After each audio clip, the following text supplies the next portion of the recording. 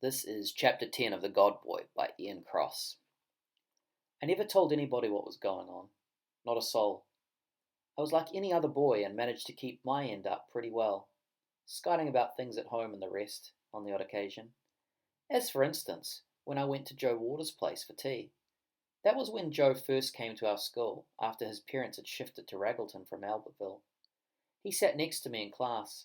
I didn't think much of him at first because he was a funny looking coot, the way his hair stuck up and his ears stuck out, and his teeth, without actually sticking out, gave you the idea that they could if they wanted to. But I was about 10 then, and always was a good judge of character, and it didn't take me long to see that Joe Waters was one out of the bag. He was the lean type, like me. You certainly couldn't say he was skinny, and smart too. I said to him in the lunch hour in our first week, "If your ears stuck out any more, you could fly with them."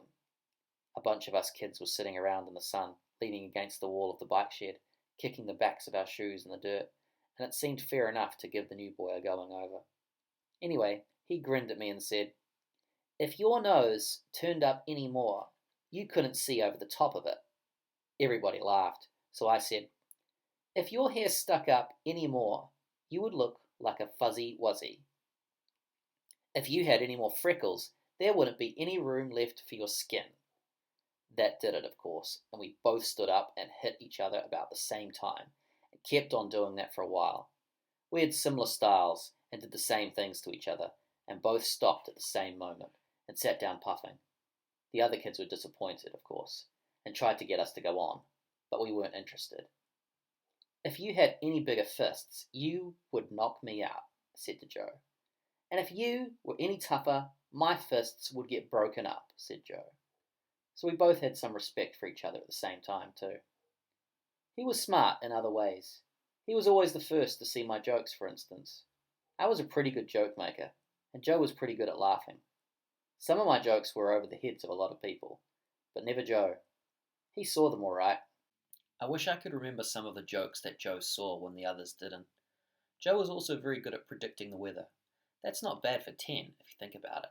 He would sniff the air in the morning and screw up his eyes and think, and then say, "There's rain about," or "It'll be fine today."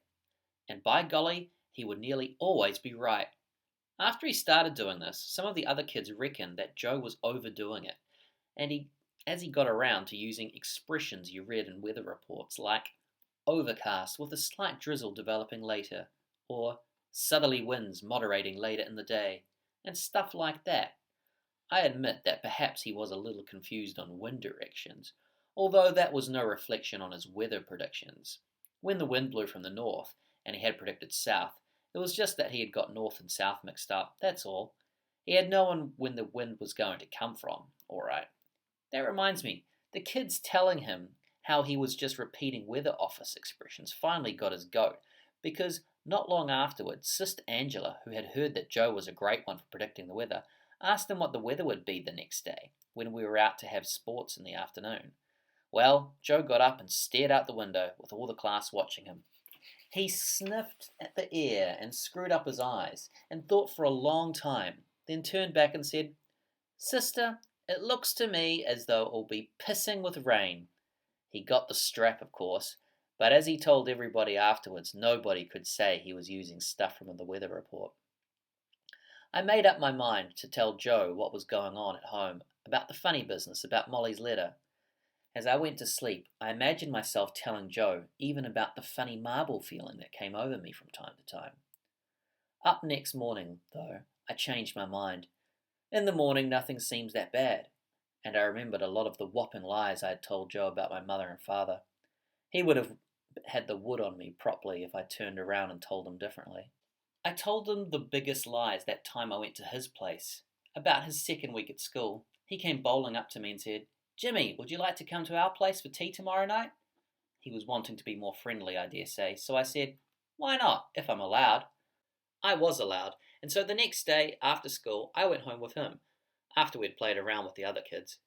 He didn't live far from us in Raggleton, of course. Nobody lived far from anybody else. His father had taken over the local drapery, so they were well off, and their house, as you would expect, was a good one, big and two-storied like ours, though not nearly so old.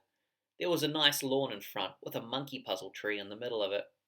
The chairman of the harbour board lived here at one time, said Joe, as he clicked open the gate, and held it open as if he was showing me into a palace. I noticed that their path was smooth concrete, while ours was old gravel, and it came to me that Joe was out to show off in front of me. Way back, a millionaire built our home, I said, right back to him. About the only thing I knew about the place, really, except for the maniac who painted the bathroom black, was that Dad had told me that an old woman with dozens of tomcats used to live there once. I followed Joe up the path, and he opened the front door, and I went in, and straight away felt the soft carpet under my feet. Green stuff that started right at the door and went all over the house as far as I ever saw, anyway. Not all the carpet was green, I suppose, but it was all carpet. "Home, Mum!" yelled Joe, and led me away from the hallway through the lounge, which had all new-looking brown furniture in it, across a passageway and into the kitchen. His mother was there with a frilly apron on, a big wooden spoon in her hand.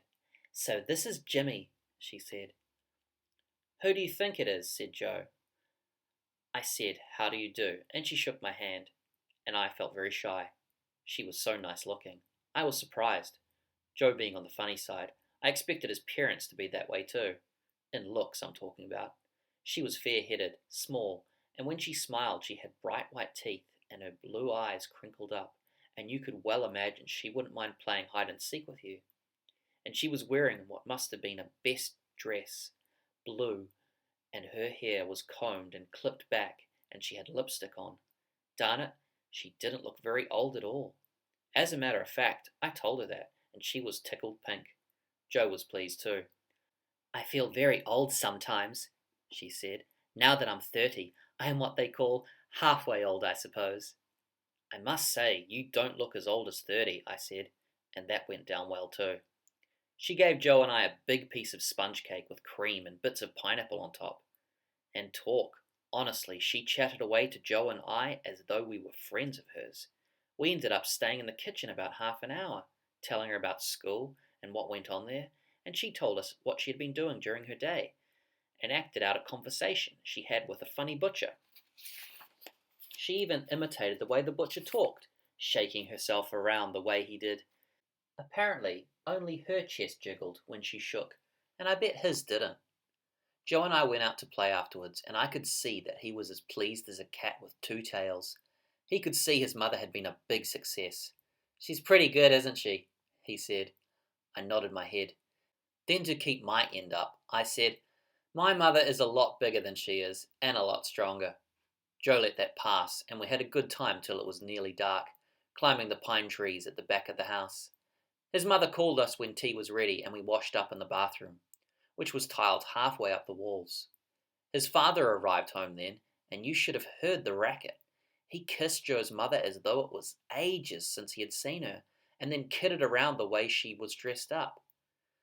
"Is that for me or for him?" he said, and I felt embarrassed. She laughed and pushed him in the chest, and picked her right up off the ground and swung her around. Joe laughed his head off, and I could only stand there feeling silly. He must have twirled her around 3 or 4 times, so fast it made her petticoat show. Then he put her down and picked Joe up and twirled him about too. He was a hefty sort of chap, especially considering that a draper stands most of the time, messing around with women's clothes. He was very dark and suntanned, and had a round, jolly face. It wasn't till after he had put Joe down that he turned to me, shoving his hand out for me to shake as though I was a man, and saying, "You're the nipper that's friends of Joe's, eh?" He shook my hand up and down and said, "Always be glad to see you, Jimmy," giving a big wink. When I looked at him, I couldn't help grinning. He had 3 or 4 lines curving around the sides of his face that made him look as if he was smiling even when he wasn't. And I could see also where Joe got his big teeth from. It was good fun being there with the 3 of them, at least for a while. We ate in the kitchen, talking like billy-ho, Joe's father telling us about football matches he had seen. He had actually drunk beer with some of our top footballers a couple of years before, and speed car races at Albertville. And when he did smile, those lines around his face became very deep. He reminded me of the man in the advertisement for oranges, who actually looks like a smiling orange. And then for some reason, I began to feel bad-tempered, though I didn't show it. They asked me some questions about my parents, and I really let them have it. Whoppers, like how my father had owned lots of racehorses that won big events, and how he was wounded in the arm killing dozens of Germans in the First World War, and that my mother was a swimming champion when she was a girl. I could hear myself babbling away, with some of my words getting mixed up, and actually stuttering up together, with Joe's mother looking at me with her head on one side, smiling, and his father nodding his head around every few seconds, as though he wanted to make sure I knew he believed me. Boy, I really let them have it. I can't remember most of the lies I told. Anyway, when I finished, Joe's mother crinkled her eyes at me and beamed and said, "I know one little boy who is very proud of his mother and father." My bad temper disappeared when I looked at her, and everything was fine for the rest of the meal. You know Joe's father was a bouncing sort. When he finished, he slapped his chest and pushed his chair back and said, "The inner man is content," in a loud voice, stood up and picked Joe's mother right up out of her chair, holding her under the armpits, and said, "A little more polish in your cooking will be good." And then, so help me, he put her down and slapped her on the bottom, and she gave him a hug and giggled. Joe must have noticed that I was astounded, because he spoke about it afterward as we went upstairs to his bedroom to mess around with the Meccano set. "They're always fooling around like that. Silly, aren't they?" "I don't know," I said, not wanting to hurt his feelings. "Men and women always go on like that when they're married," he said. "That's the way it is." I didn't say a word at that, letting Joe go ahead into his bedroom. Quite a big room with wooden walls, brown rugs on the green carpet, and a great big wooden chest in addition to the usual kind of furniture. Joe heaved the lid of the chest up and took out his Meccano set from the whole pile of interesting looking junk, slammed the lid down again, and turned to me.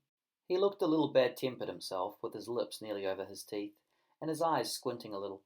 I looked around the room and saw a bunch of newspaper photographs of rugby players in action stuck up all over the wall.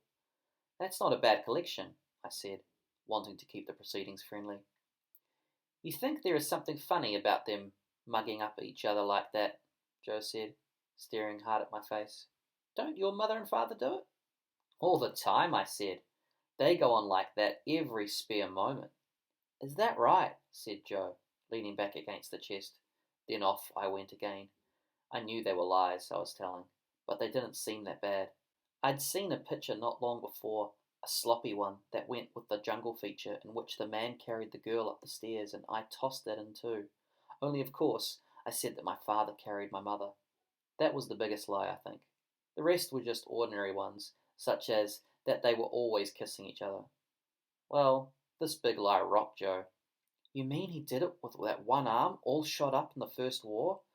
He sort of gasped. "It was a bit of an effort," I said. "He more or less had to put her over his shoulders. He is a very strong man, even though he is not so big." "That's not bad at all," said Joe. He was more like his old self now. "Once, there, my father had a bath with my mother." It was my turn to be rocked. "You mean in the same bath?" I said. "Yep," he said, with his big smile. "I heard them. Dad came home after I had gone to bed, but I had got up to look out of the window to check up if there was going to be a frost. I heard Mum in the bath, and then Dad came home in a good mood and said something about his not being able to wait. He must have been fairly grubby, and the next minute there was a heck of a splash, and I went to the top of the stairs and listened a while to a swishing and a swashing of water. They must have scrubbed each other. You know, we went on air bashing each other like that for the next hour or so, without even opening the Meccano set, till 9 o'clock came, and I had to set off home. It was a Friday night, so it didn't matter my being late in bed. We'd talked some more about our parents, and I lied all the time when it was my turn to say anything, and then went on to other topics. I think I showed Joe some wrestling holds too. When it was time to go, I went downstairs and said good night and thank you to Joe's parents, and they fussed over me some. And I couldn't help seeing, just by looking at them, that Joe hadn't told any lies to me. Even that bath business. Since then, of course, I've learned a lot more things about what goes on between men and women, even kings and queens, and wouldn't be surprised if it went on between Joe's parents now and then too. As I said, I almost decided to talk to Joe about it when everything became really bad at home, but then I remembered my whopping lies, so how could I?